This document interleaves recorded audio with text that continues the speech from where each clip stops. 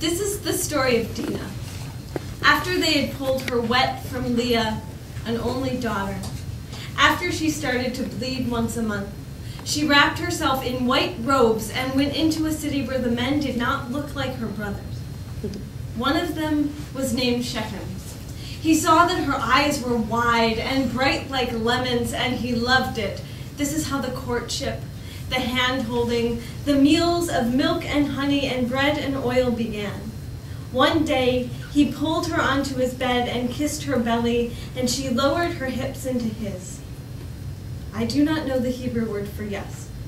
Have never seen it written right to left, but I know she said it when she was with him.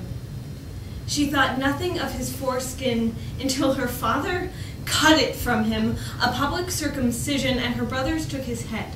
His hands and feet cut him open and inspected the wet pink innards to see if they were different from a Jew's. I imagine her tired and weeping at the end of it all. But the Bible never says. She is one sentence in Genesis. I would not have made it so. At my cousin's wedding shower, her Orthodox friends remind me of the religion I have left behind.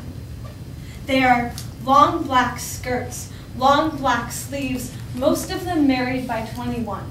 So many glinting left ring fingers, my eyes can't adjust to the rim. I don't know what to say. So we smile, small talk, shake hands. I am amazed by how light their touches are. This one is named Leah, this one Esther, this one Dinah. They are all studying Hebrew or Jewish women, the topography of themselves, and I am alien here with my art history degree and German language skills. Skin shrinks, freckles pop. I am named Lucy after a Catholic who pulled and plaited her eyes. The only word I ever learned in Hebrew was stop, and it's never done me any good.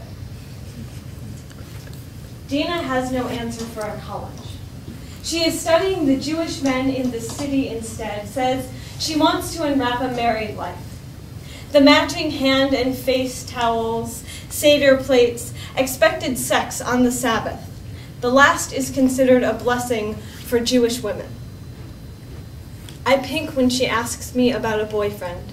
Have no way of saying, he's a good guy. But he's not a Jew. So instead I say, hey, do you know where your name comes from? Her handshake. It's my favorite Bible story, I say. Her face twists in disgust. Nobody wants to be named after a victim, she says. Dinah was raped, you know. He wasn't a Jew. The room becomes too hot to breathe. Skin clinging to bone now, and I am suddenly more Dinah than she. There is no biblical way to tell my story. Last January, in a city that will never feel as warm as Canaan, not even close, I was assaulted by an Orthodox Jew on a Friday night. He closed the door to my bedroom and said, on the Sabbath, women are expected to lay under men and do whatever is asked of them. It is considered a blessing. Then he lifted my shirt like a shroud, placed his hands on my breasts like there was something holy in them, and turned them like doorknobs.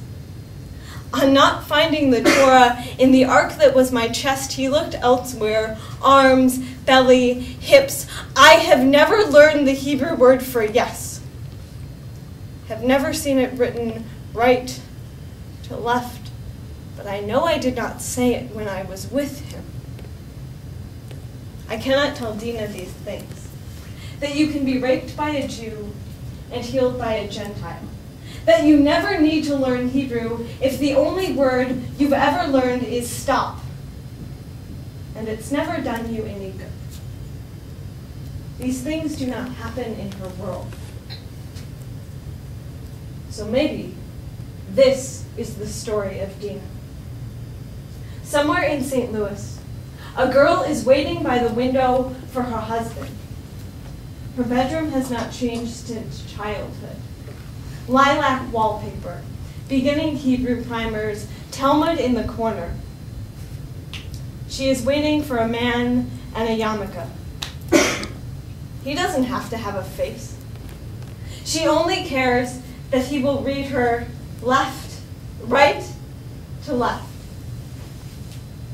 She will only be a sentence in his life. I would not have made it so.